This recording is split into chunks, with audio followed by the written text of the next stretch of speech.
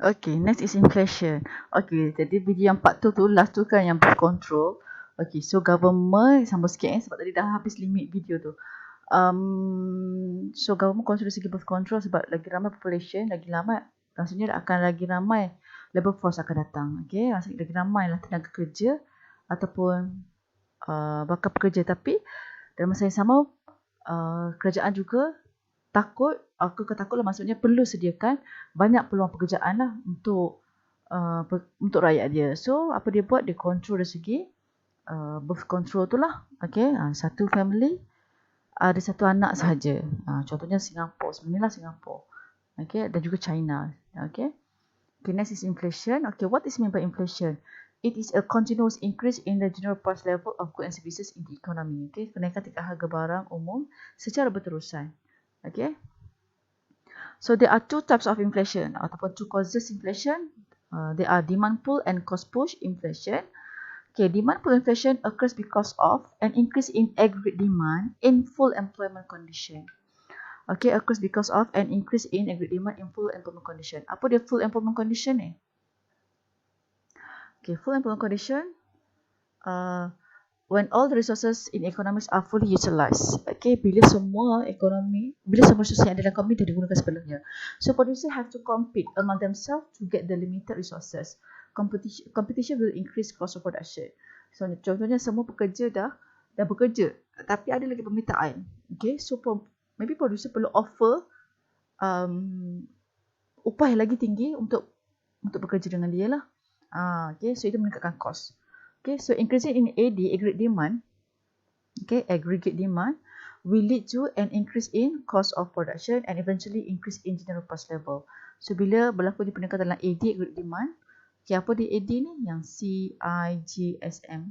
Okay, dia akan meningkatkan lagi cost of production dan juga akan meningkatkan harga lah. Bila harga meningkat, itu akan berlaku inflation. Okay, maksudnya macam ni. Okay, kalau belajar, makro, asalnya macam ni, aggregate demand, aggregate supply. Sebab ini makro, so you guna aggregate. Okay. Asalnya, bila ada permintaan, ini harga asal contohnya, QOPO contohnya. Okay, bila ada permintaan, apa akan jadi?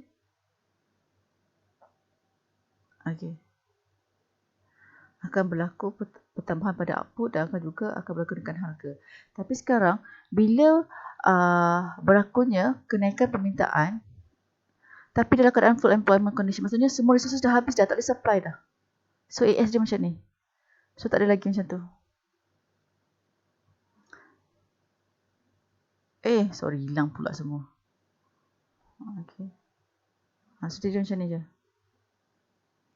So apa jadi? Bila ada berlakunya pertambahan dalam AD, ada lagi permintaan, apa jadi? Harga je naik. Harga je naik. Bila ada lagi permintaan, apa yang akan berlaku? Harga je naik. So ini adalah berlakunya inflation. An increase in aggregate demand in full employment condition. So kat sini ada berlakunya full employment condition. Dah full dah resources. Contohnya negara, kita assume lah negara ni ada dua kilang sardin. Kilang A, kilang B. Semua pekerja dari bekerja dalam negara ni. Tapi still lagi ada permintaan sardin. Okay. Dan bila ada permintaan, contohnya ada kilang A, kilang B. Kilang A, kilang B. Kilang A ni dah full employment, kilang B pun sama. Tapi kilang A ni ada lagi permintaan dia, so apa dia buat? Maybe dia offer upah yang tinggi daripada dia offer kepada pekerja kilang B. So bila dia offer upah yang tinggi, maksudnya cost untuk dia pun meningkat jugalah. So apa jadi? Harga barang tu akan naik. So bila berterusan, ini akan jadi inflation. Okay, itu adalah demand pull inflation. Okay, demand pull inflation is when there is an increase in aggregate demand in full employment condition. Okay. Cost push inflation. An increase in general price level associated with an increase in the cost of production. Ini disebabkan oleh cost lah.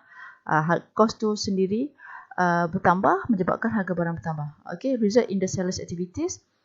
Okay, shift in the supply curve may result. Okay, kenapa? What are the factors that influencing an increase in cost? Kenapa cost meningkat? Okay, maybe disebabkan oleh wage push inflation. Occurs due to an increase in wage lead to an increase of cost of production and output price. Okay, ini biasalah kan bila kadar upah meningkat, cost production juga akan meningkat, kan? Semua macam tu lah. Kalau upah mahal, mesti harga barang tu akan jadi mahal lah. Okay. Profit push inflation occurs when monopolistic increase its profit by restricting output. Okay, so as a result, increase in price. Okay, contohnya profit push inflation. Okay, contohnya kalau TNB dia monopolis kan. Okay, TNB dia punya tahun ni dia nak untung tinggi lah. So apa dia buat? Dia akan naikkan harga barang dia. Dia nak untung tinggi kan. Dia akan naikkan harga sebab dia tahu semua orang guna elektrik. Okay, sebab dia punya aim adalah nak naikkan profit dia. Okay, so effect dia harga barang akan naik jugalah. Okay, import induced or imported inflation occurs when the price of imported raw materials or finished good increase. Okay, ini disebabkan oleh harga imported raw materials lah. Okay, meningkat. So effect dia harga barang tu akan meningkat sendiri lah. So will lead to inflation. So this is the diagram. Okay, demand, supply. Okay, kenapa supply bertambah? Okay, kenapa supply curve yang bergerak? Okay, ni kita belajar chapter demand and supply.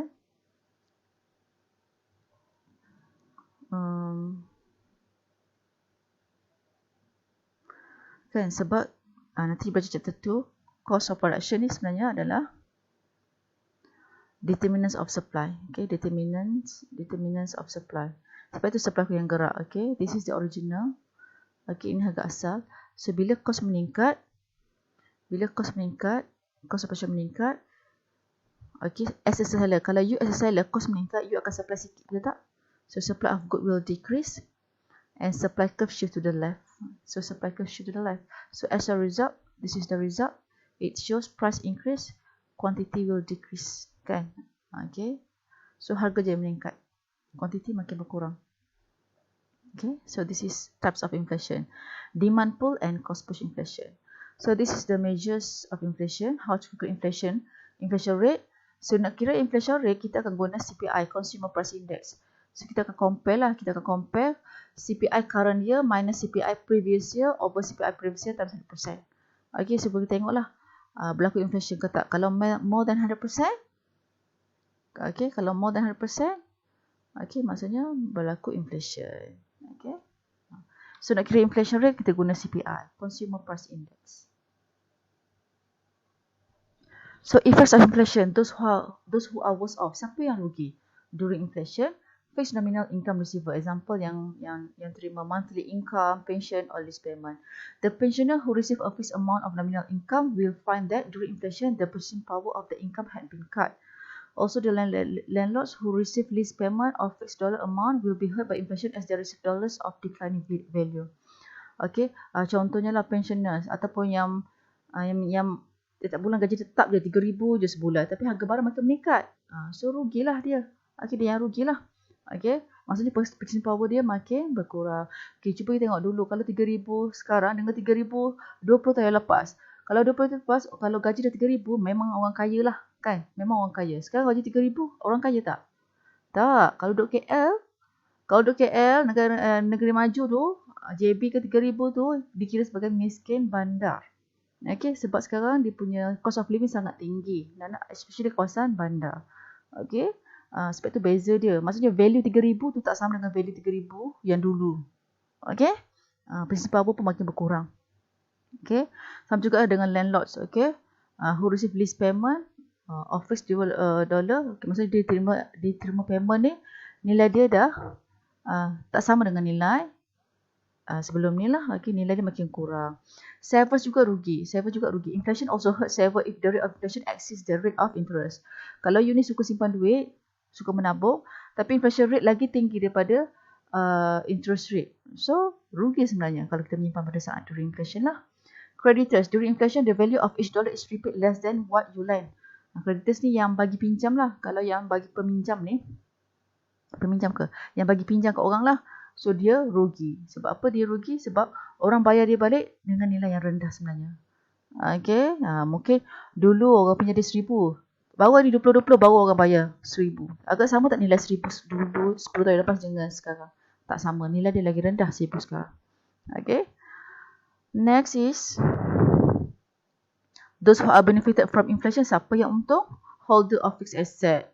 Okay. Cash ni bukan fixed asset yang bagus. Okay. Okay, the holder of fixed assets such as houses, land will gain benefit from inflation. During inflation, the price of fixed assets are very expensive. Kan? Ini memang untung lah. Sekarang ni pun kan. Yang ada rumah, ada tanah memang untung. Okay? Sebab dia sangat mahal. Emas pun sama juga boleh jadi fixed asset. Sebab sekarang emas memang mahal lah.